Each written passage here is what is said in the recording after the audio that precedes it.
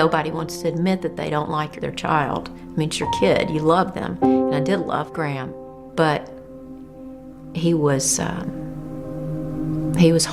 He was very, very hard.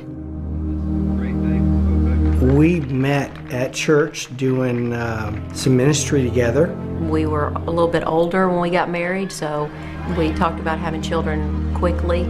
They were going to become Christians at a very early age because we were going to have them in church and pray with them all the time. And I think 10 months after we were married, we had Graham. We took him home. He was healthy. He looked just like me. We didn't really have a comparison, so we didn't know exactly at the moment that things were different. It wasn't that he was bad. He was just very, very, very active. He was moving around all the time, disrupting class, getting in trouble. I noticed too that he would not really play with the other kids. He didn't have friends. They would make fun of him. Just, it was like he was haunted. We took him to the doctor, and he was diagnosed with ADHD. That may be true, but there's something social that we're missing. He wasn't disciplined. He wouldn't listen. Okay, Graham needs a timeout or something. Here was this little person not doing anything that we said. We disciplined out of anger on several occasions. Graham, you need to get it and get out. It was scary, sometimes to think, what are we doing? We had a plan, but we felt very much out of control. We're spanking all the time. We're disciplined all the time. We're supposed to be having fun. We're supposed to have great relationships with our kids, and it's not turning out at all like we thought it was supposed to. Okay, look at my finger. At 10 years old, he was diagnosed with Asperger syndrome. But instead of like a terrible news, it was kind of a relief. It was like, finally, I knew there was something else. When he was probably about 12, his behavior, it just was so overwhelming. I remember just going in my bedroom and being so exasperated. I just fell down on my bed and I just began sobbing, and I cried out to God, and I said, God, I'm tired of asking you to help me because I can't do it. You need to do it. It was pretty amazing because I heard him say in my spirit, Graham is going to get it.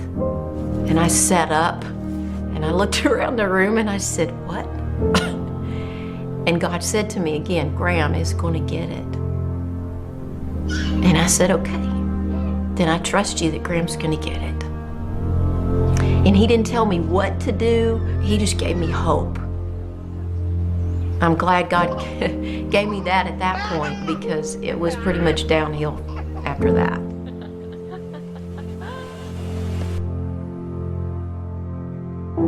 Around 13, Graham began using marijuana. He began the ritual of cutting himself to relieve anxiety. He would start fires in our house and we wouldn't know it. And then it was at that point that he and his dad got in a fight. We were fighting each other basically. And, I partly think it's my fault. But he ran out and he got a rock and he threw it and he hit me in the head. And I said, call 911. Victim of an assault has facial injuries. The police said, that's enough, and we know you're going to let him come back, but we're not. And so they actually put a restraining order on him, and he went to jail.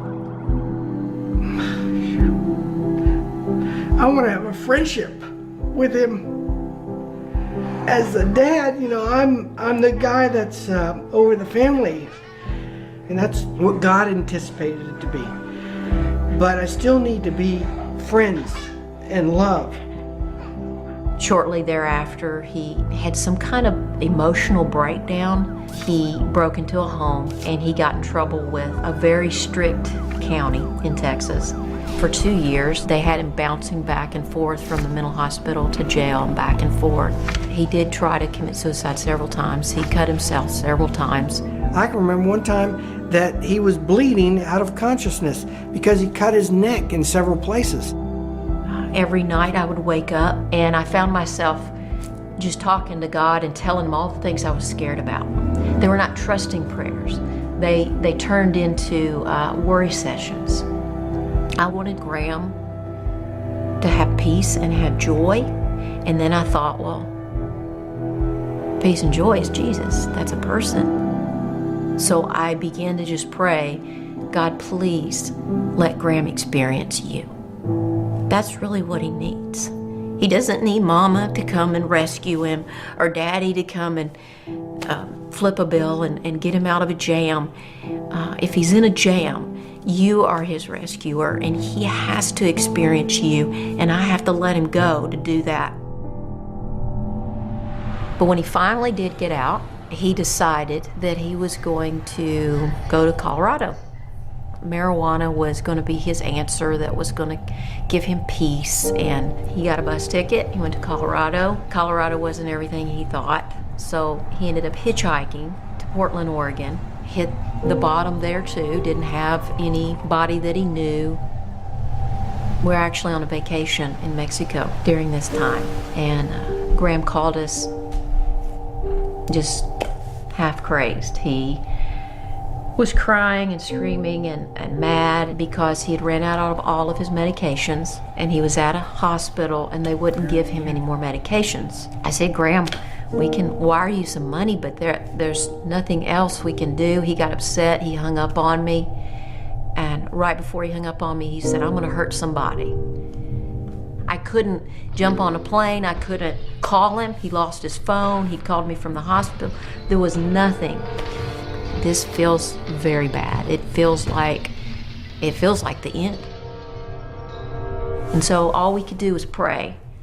And instead of having my worry sessions in my prayer, I cut it short, and I just told God, he is so yours, and he's always been yours. I want so badly to go rescue him. But I know you brought me here. I believe you brought me here for a reason, and you took me out of the way, and I need to trust that. So please help me just to let it go and to let you do your thing with him. And amazingly, I closed my eyes and I fell asleep. I actually took a nap. I mean, like right away. And I don't nap, never nap. God just flooded me with peace right in the middle of the hugest storm. We were in Cabo for 2 weeks. We came home and I brought my mind back to my son. However we can do it, we have to get plane tickets and go to Portland, and it may be that we find him in a morgue. We had just to trust God, period. Come on, get it.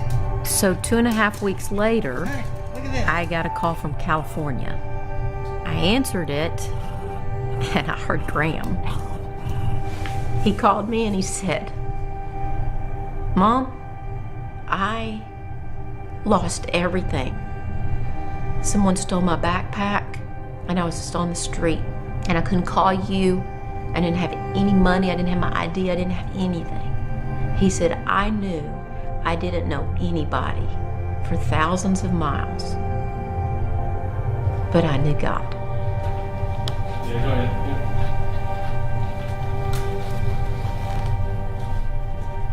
I was in Sacramento. I had just hopped a freight train down with a bunch of people from Portland, and I had this vision. Some of it might have been a dream, but I saw hell, and it wasn't just this place where people were eternally tortured. It was this place where people chose to do things their own way and to live without God because they didn't want to be with their Creator, so they didn't get to live with Him ever. And everyone there wanted a relationship with this Creator now.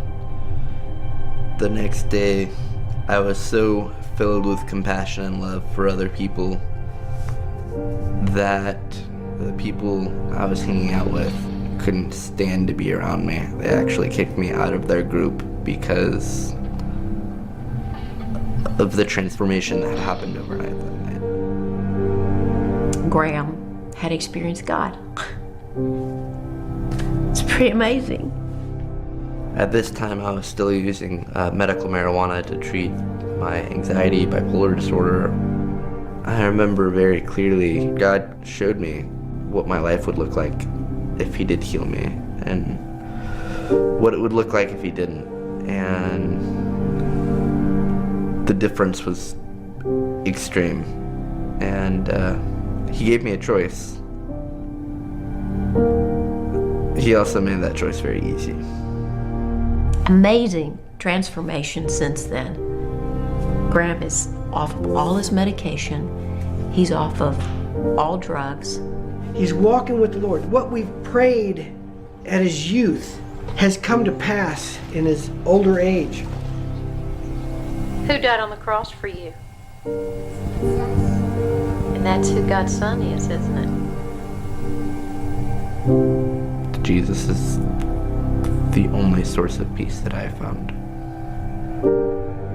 What I used to trust God for was an outcome, was what I was praying for, that I trusted that would happen. And now it's not about the outcome, but it's about trusting God for trusting God. He knew how far to go with Graham. He knew when and how and where Graham was going to respond. And he did it. And I'm very, very grateful.